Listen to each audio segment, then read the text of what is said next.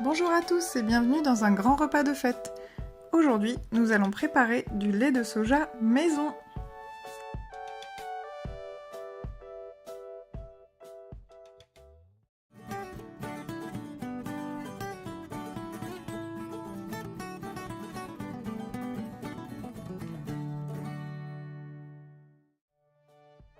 Pour cela, il va nous falloir des graines de soja et de l'eau. Donc on va prendre 1/10 de la quantité totale que l'on souhaite obtenir en graines de soja. Par exemple, si vous souhaitez 1 litre de lait de soja, vous allez prendre 100 g de graines de soja. On les fait tremper une nuit ou au moins 3 heures. Une fois qu'elles sont bien trempées, vous allez les rincer, vous allez les mettre dans un blender et rajouter de l'eau.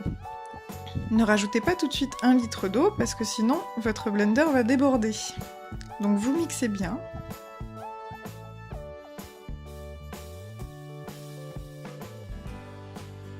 Une fois que vous avez tout bien mixé, on va mettre tout ça dans une casserole.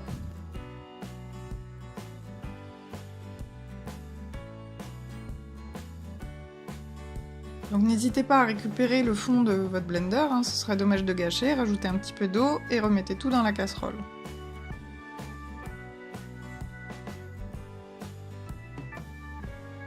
On allume le feu, donc moi je mets au max, et dès que ça bout, je baisse à un feu moyen doux.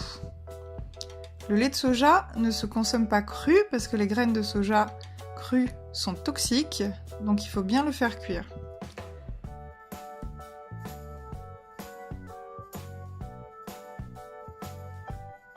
Donc on va mélanger, ça va essayer de déborder un peu, alors prenez une grande casserole si vous avez, c'est mieux. Mélangez bien, ça va mousser, c'est pas grave, mais il faut pas que ça déborde. Sinon vous allez vous retrouver avec un bordel pas possible. Donc vous mélangez bien, vous éloignez la casserole s'il y a besoin, vous remettez sur le feu, etc. Il y aura beaucoup de mousse au début et au fur et à mesure, la mousse va disparaître. Le but c'est de ne plus avoir de mousse du tout.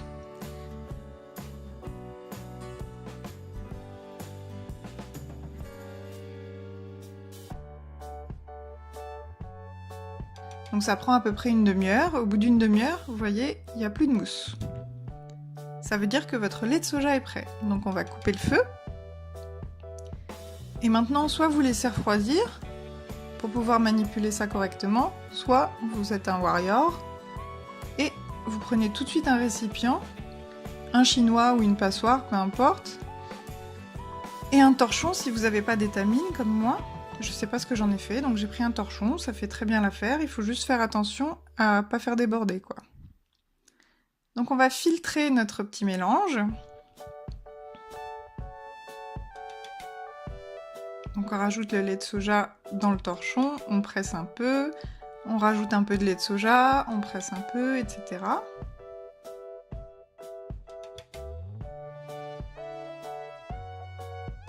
On va se retrouver avec une pulpe qui s'appelle l'okara. J'ai fait un petit quickie à ce sujet, donc je vais vous mettre le lien dans la description.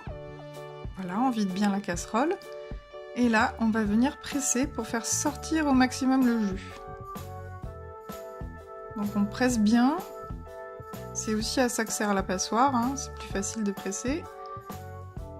On appuie, et comme ça on va faire sortir vraiment un maximum de lait. Donc vous vous retrouvez pas avec votre litre tout de suite, c'est pas grave, du moment que c'est cuit, il n'y a pas de souci, vous pouvez l'allonger avec de l'eau. Après c'est selon votre goût, si vous l'aimez plus ou moins concentré, vous rajoutez plus ou moins d'eau, mais en général, voilà, je vous ai dit, c'est 100 g de graines de soja pour obtenir 1 litre de lait de soja. Donc voilà, maintenant on se retrouve avec notre lait de soja et de l'okara. L'okara, vous pouvez l'utiliser pour faire des gâteaux, des pâtisseries, etc. Ça remplace un peu la farine en fait, tout simplement. Votre lait de soja, vous pouvez l'utiliser dans vos gâteaux, vous pouvez le boire froid, vous pouvez le boire chaud avec un petit peu de sucre, c'est ce que les Chinois font au petit déjeuner. Vous pouvez aussi mettre du cacao dedans, bref, vous l'utilisez vraiment comme un lait de vache ou de chèvre. Vous pouvez aussi en faire des yaourts, j'essaierai de faire une vidéo à ce sujet. Bon appétit! Si cette vidéo vous a plu, n'hésitez pas à vous abonner, à mettre un pouce vers le haut, et je vous mets un lien vers l'article de blog, parce que j'ai créé mon blog. Donc vers l'article de blog consacré au lait de soja avec un peu plus de détails, les quantités exactes, etc. À bientôt!